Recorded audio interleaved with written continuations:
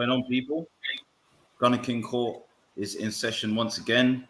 Today, I've got James with me to discuss a few of the stories. It was good. Yeah, no, it's good to have you on again. It's baking hot today. We've got the Euro games taking place, and lots to discuss about Arsenal's transfer business. But I think the main breaking story today is actually relating to a player that's still with us. So I wanted to speak about that a bit. Saliba withdrawing being withdrawn, from the French Olympic team. As he looks to force his move away from Arsenal, says Tony. I think that's wishful thinking on his part. I think more accurately would be he's looking to, basically feature in pre-season and be involved in that with a view to making waves and breaking into the first team, staking his claim to it. Now, look, obviously it coincides with the Ben White story, which for all intents and purposes, I'm hearing is a deal that we are going to get done. But I mean, what are your thoughts on the situation, James? I mean, yeah, I think it's good. I think it's good that, from what we've seen from the journalists on Arsenal's stance on international duty is we won't stop you from representing your country. It has to be your choice if you want to represent your country or not. And I think it's a mutual agreement where it ties in with what we saw the Instagram story of his agent saying that he'd been to London to visit with Edu or I think it was Edu, it might have been somebody else, but to talk about what's going to happen. So I think by mutual consent by Arsenal and by Saliba, they've agreed to not allow him to go to the Olympics so he can have a full preseason and assess him. And I think it ties in well because Gabriel obviously is going to be at the Olympics with Brazil. So that leaves us essentially, if Saliba was going, with Pablo Marie, Rob Holding, and Callum Chambers. Like, that's not a lot of depth. So I'm glad he's decided not to come back, but because predominantly when he has been playing for Nice, he's been playing on that left-hand side as a left-sided centre-back. He is right-footed, but he has been playing on that left side. So I'm hoping it gives him an opportunity to, maybe if he doesn't even break into the first team, just to show us, but also Mikel Arteta, what he's about, because it could be at the start of the season, it could be a partnership of William Saliba on the left and then Ben White on the right as the two centre backs, and I think that would be quite a good balance. So yeah, I mean it's positive. I think from previous shows we've done where we hope he stays and we hope Mikel Arteta gives him that chance, and it looks like that is the case now with him withdrawing. So I think it's a good thing. Yeah, I think definitely. I didn't even think about the Gabriel angle as well, because he will be representing Brazil at the Olympics. So, he's going to be away. It's very short numbers on the centre-back situation, even with bringing Ben White in. So it's going to be interesting to see how we get through that tough period. He's not going to come straight back from the Olympics as well and then go back into the first team. So there's a real opportunity for him there to kind of step in and step up. And getting to see him play in pre-season as well. I think last season, the one or two pre-season games that he played, we all knew what issues he was coming back with in terms of not playing for some time, not having that fitness level up, the passing of his mother, the unfortunate passing of his mother, on the mental side, that probably was a bit taxing. And the move as well, in itself during a COVID environment, I think, was very troubling for him at the time. So, I mean, look, it's going to be good to see him come into pre-season now, having had a full season under Nice's belt, and seeing what he can do, seeing what he can come back with. He would have gone on holiday, probably, had some rest, some downtime, and been able to kind of take stock of the last season and go into next season. And I think it's great that he hasn't gone to the Olympics. I don't say it in a sense that I didn't want him to go, but I just think it would have been very difficult with all this talk of him perhaps going, not hanging around or going out on loan, the unrest that's caused within the fan base that want to see him given a chance, I think it just gets the fans back on side as well. And, look, if he's given a chance in pre-season and then they can see firsthand that he's not ready, then if there is a decision to be made, at least they can be more on board with it. Yeah, for sure. I think it's like the whole timing of it as well. Is like obviously with the unrest in the fan base, but he hasn't been able to establish himself within the team. And from what we've all been hearing is he's been an Arsenal fan since he was a kid. You've seen the image of him as a kid wearing an Arsenal kit. He wants to play for the club. And I like the mentality that he seems to be taking of, okay, you may not want me here, but I am going to be here and I'm going to show you why I should be in this squad. And for me, that's a big, big positive. You saw how much of a leader he was at St. Etienne. And I think that mentality's changing what his aspect is in his career path. And I really hope he's one of these players that wasn't chosen by a manager, but shows the manager, the current manager, look, this is my skill set. I can take you from here to here. You need to have me. And I'm really hoping Mikel Arteta sees that.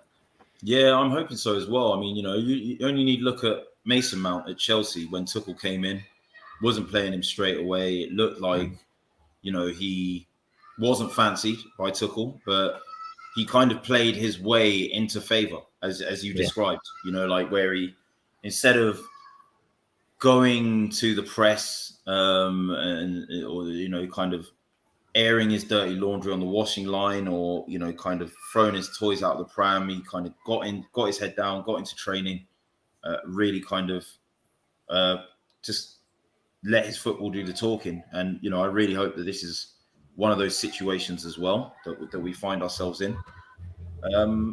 So I think all in all it's positive. I agree on not standing in the way of someone representing their country. But at the same time, for what however this decision came to be, and he's not representing the country now, and he's going to be with us in pre-season, and I'm looking forward to seeing how he gets on. For sure. But yeah, I mean, moving on to our next story that we are looking at, I wanted to discuss Renato Sanchez and Locatelli with you, James, and Bissouma, the midfield targets that we're looking at. It's clear, I think, that we are trying to identify another central midfielder after securing the services of Lokonga from Anderlecht, who has come in on a permanent deal. And, I think he's been brought in, Lokonga, very much as a younger kind of profile of player to be nurtured and developed in a kind of central midfield role. But I think what they're looking at as well is someone for the right now, for a partner for Partey or cover for him if he's not injured or competition, whatever way you want to look at it. Renato Sanchez is one name that is being discussed very heavily. We're also, I think the bid yesterday was made for Locatelli services, which we discussed on yesterday's show with Gumza. And the other option here would also be Bissouma, which I think is the one that a lot of the fans want to see from Brighton. I mean, the two questions with this Renato Sanchez story, how much legs do you think is in this story? Do you think this is a deal that hierarchy want to get done? Do you think it's like a case of he's a top target or maybe target number 2 or whatever based on other targets? And the last question that I wanted to ask as well was, of the 3 names that we've been touted, who would you want to see come in? I mean, I think in terms of the list of targets, I could be wrong, but Chris Wheatley, I can't remember where this was said, but he did report that Arsenal had bid. I think it was around £80 million for 2 targets. We know one of them was Ben White. We never discovered what that other target was, and now it appears it is Locatelli. And we never heard any links. We did. Locatelli was briefly mentioned as Arsenal have shown interest, but there was never anything, oh, they put a bid in or they've had formal contact with Sassuolo. It's always been just murmurings. We never really knew where the other like first centre mid target. Obviously, you had Basuma that the fans want. Then you had the Neves links, which I think is more of a smokescreen than anything, to be honest. And now the Renato Sanchez links. I think in terms of priorities, I think Locatelli's number one. And then you can work your way down the list. I would say Renato Sanchez is 3. I would say properly Locatelli, Basuma, Sanchez, Neves. That's where I see the order of it. And I think for me, I think we need Lokonga, but I also think we need 2 centre mids. Call me crazy, but if you're thinking about options, right? Yesterday as well. If you're thinking about, I think about our options essentially, right? If we're getting rid of, let's just get rid of what we've got as centre mids right now. We're getting rid of Xhaka, we're getting rid of Torreira, we're getting rid of Guendouzi. So essentially, that leaves us with Thomas Partey and El Neni, essentially, and Joe Willock, if you want to count him. But for this purpose, we won't include him because obviously his future's up in the air. So permanent positions that we know are going to stay. And also, just very quickly with Willock, is he a number 8 or a 10? For me. I know you like Joe Willock. I know you rate him as a player and you want him to succeed. But for me, I've seen what he has done in an Arsenal shirt, and though his form for Newcastle was very, very good, I'm very worried it was a patch. Like, you've seen some of his goals. Obviously, he did score them, but a lot of them were like a deflected shot or this and that. That yes, they went in, but there wasn't like if you know what I mean. So it's kind of like a skewed statistic, in my opinion. Yes, he scored the goals, but what I'm worried about is we saw this with Maitland-Niles last year. He was wanted by Wolves. He was wanted by a load of other clubs in the Premier League. And we said, we're not going to accept any bids. And then we didn't play him. He went on loan with West Brom, and his loan was okay. It was mediocre. He didn't really do anything. So now his value's gone from here to here. And for me, I would, if an offer came in for Joe Willock, I would consider selling Joe Willock. And then that leaves us with 2 centre mids, because I'm saying Maitland-Niles is gone. So for me, I would like to see Basuma come in and Locatelli come in. Those would be my 2. If we can't get Locatelli, then Renato Sanchez is fine. But I think right now, in their terms of career trajectories, I think Locatelli's higher and his projection is a lot more clearer, because Sanchez did this in the 2016 Euros, then got bought by Bayern, then like this. Had a season at Lille. Now he's had a good Euros again. Are we going to see a contrast pattern between, okay, he's performed with Portugal, let's go buy him for 30 million. He doesn't do well. For me, Locatelli's done it consistently under the radar at Sassuolo for many years. And he is the same age as Renato Sanchez. They're both 23, I think, 23, 24. So for me, Locatelli's 24, maybe. Yeah, 20 in that same age bracket, minus 1 year. For me, it's Basuma and Locatelli. Those are my 2 centre mid options, because we need a DM. We can't. For me, Partey's box to box. Yes, he struggles with shooting, and sometimes it's frustrating when he hits 30 yarders. But he is a more. Yeah, he gets up and down. Player. And if we're relying on El Neni to be our DM, we are not getting anywhere next season as a football club, because he, as a squad player, and he plays for the badge. And don't get me wrong, I love El Neni because he gives everything on the pitch. But in terms of quality, we need a better. So for me, Basuma or another DM, and then Locatelli or another player like that. But yeah, for me, Basuma and Locatelli. Yeah, and I agree as well. I think I made some content on my TikTok page about this earlier. One of my friends on there, who's a United fan, thought that me complaining about Ben White's transfer fee, the projected cost, was, a slight against Ben White. It wasn't, or about, I'm certainly not against us spending money. That's what we need to do at the moment. I think, I agree with you. 2 centre mids and a number 10. So that we can flip between a 4-3-3 Not just the 4-3-3 that is flat, but different variations of that 4-3-3, different variations of a 4-2-3-1. And yeah, I think that's what we need to be able to do that, to implement such a system. And yeah, I think the midfielders that you mentioned, I've said the same about El Neni. I just, as much as I like him, as much as I think he's good to have around, I don't see him, sort of helping us, taking us forward on a consistent basis. When you look at what the other teams have in that area, and also AFCON as well. So even if he stayed, him and Partey have gone to AFCON, so that's taken out two of the three midfielders we have. So that's definitely a case, even with Lokonga for bringing in two, because Lokonga, for all intents and purposes, could take a season to settle, and then you've put his development being accelerated all on the hopes of being played, even if he's out of form, because you haven't got someone else to come in there. So, I think Willock should be given a chance, but I wouldn't, at the end of the day, if the money was right and we sold him to bring in another midfielder, again, I'm not gonna lose sleep a great deal. I would be upset, but yeah, I mean, it is what it is. We move on with these players. But yeah, I think I feel similar as well with the two that I would want. Locatelli would be a priority, but I personally, I just don't see him. I don't see him leaving Italy, because he came out and said, Juve was his preferred destination, and then kind of gone with a bid in the hope that we can attract him. But you don't see a great deal of players leave Italy for the Premier League.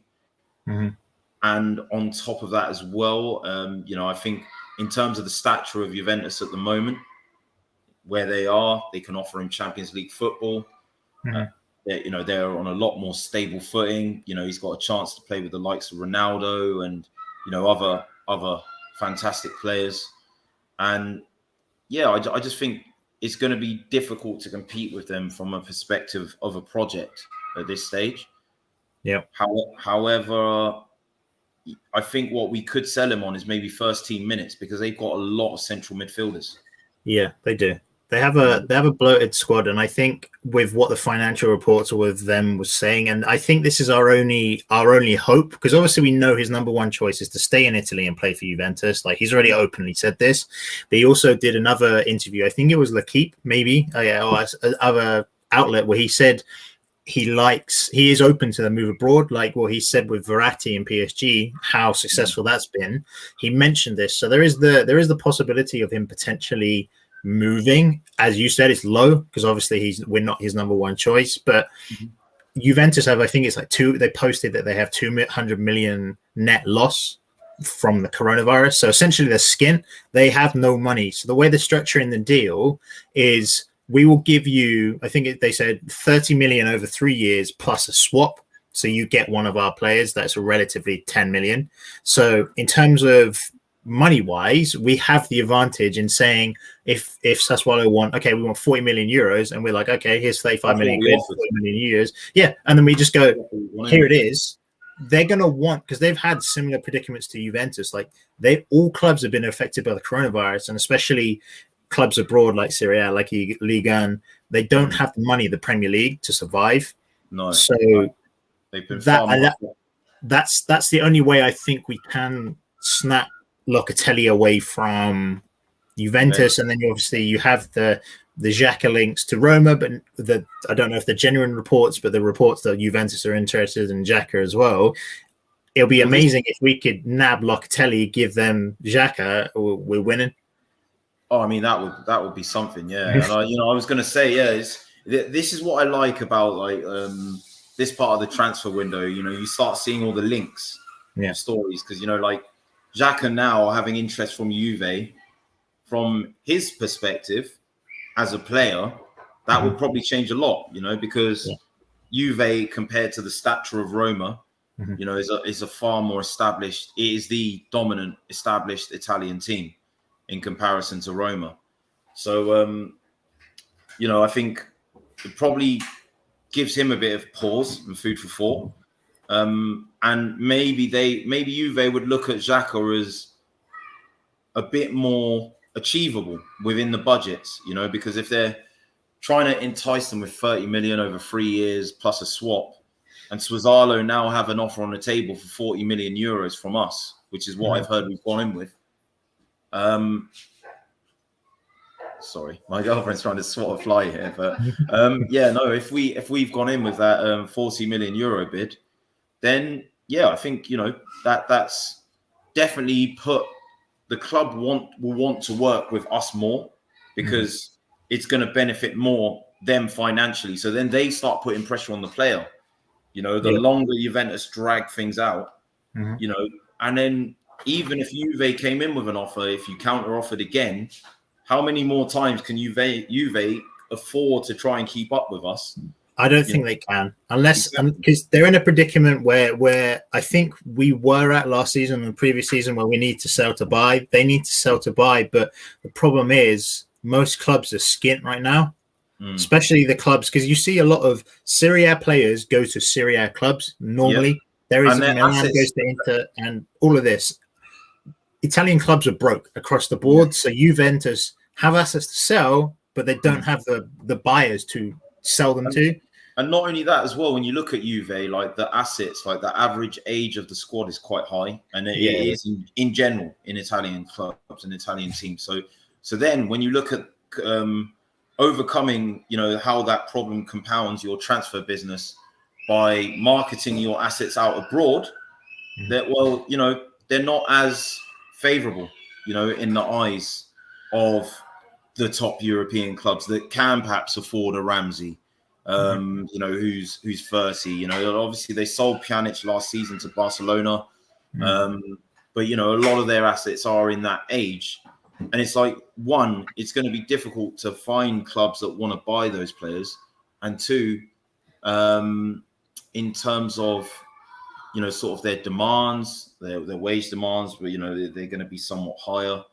And yeah, it's just not you're not going to get a great deal for them eventually when you do move them on. So how helpful is that really going to be to help you fund a transfer? So look, we live in hope on the Locatelli thing. I really think Renato Sanchez is probably being lined up as an option B to Locatelli. But at the same time, what I would say is technically he's not quite at Locatelli's level.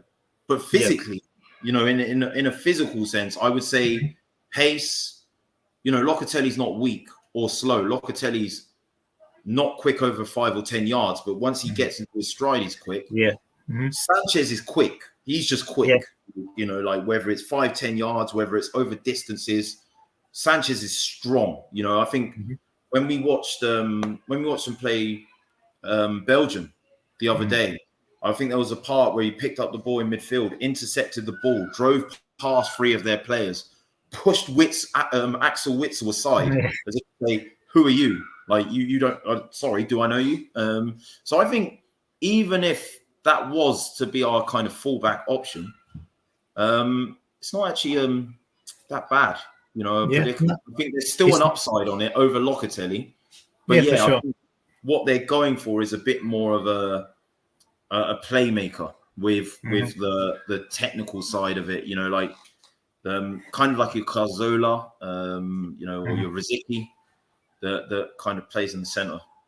I think so. I think if we have that's what I think we should be going with, like someone like Locatelli, like an Aouar, someone that is an 8, but is more in the forward sense. So we have Thomas Partey, who's the box to box. He will go and crunch you, but he will play a ball that's 30 yards to either wing or his progressive ball. So we have that. We have Basuma, who, yes, he's technically gifted, but he's just outrageous in tackling, interceptions, all of the defensive work. That's great. So then you have those 2 different assets and those 2 different characteristics. And what I think with Sanchez is, yes, he's more suited to the Prem in terms of his physical build and attributes. For me, what we should be going for is a more of a attacking minded CM, like as I said, like an Aouar, like a Locatelli, because if you have those 3, that really complements. And then if you, for example, we add a 10, we add Smith Rowe, we add James Maddison if we get him, then we have a very, very good pool of midfielders with different, very different like options. Yeah, that's it. And I think Gums has said the same thing yesterday on yesterday's segment. I favoured Basuma because of the Premier League experience. I don't think that can really be overlooked. I think for too long now, we've overlooked the best the Premier League has to offer because of the cost, especially with young up-and-coming players. And it shows, when you don't have players that are coming in that have the experience of playing in the league. Locatelli is still going to have to adjust. Renato Sanchez less so. He had some Premier League time with Swansea, albeit it wasn't favourable. But I think, other than that, I agree with all your points. But guys, we are going to call it a day. I have to jump on to the Euro show that we're doing with the England situation tomorrow, playing against the Ukraine. James, what are your score predictions for that game? Do you think we 3-0? 3-0. 3-0 England. Wow. Yeah. I reckon because Kane scored, I reckon he's gonna get a handful. So I'm confident. Yeah, I mean, I watched the last of the Ukraine game. I mean, Zinchenko obviously was influential in that game. Plays for City, so he's gonna obviously know what coming up against a lot of these players are like.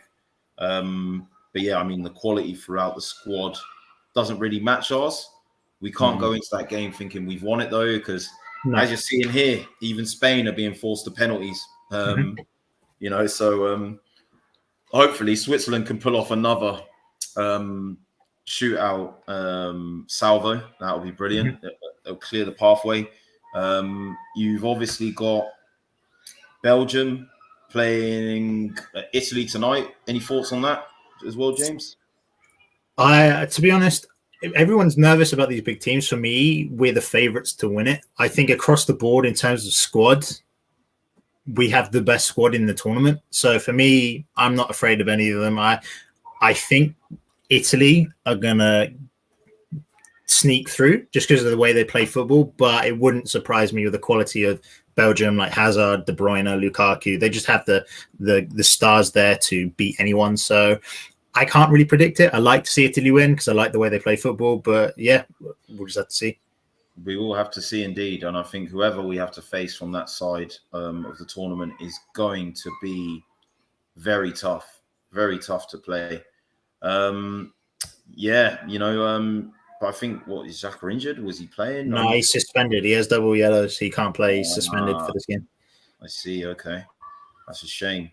Well, yeah, I mean, hopefully for Switzerland's sake, they win the shootout, get through. But guys, thanks for tuning in. Don't forget to like, subscribe, share, and have a great weekend.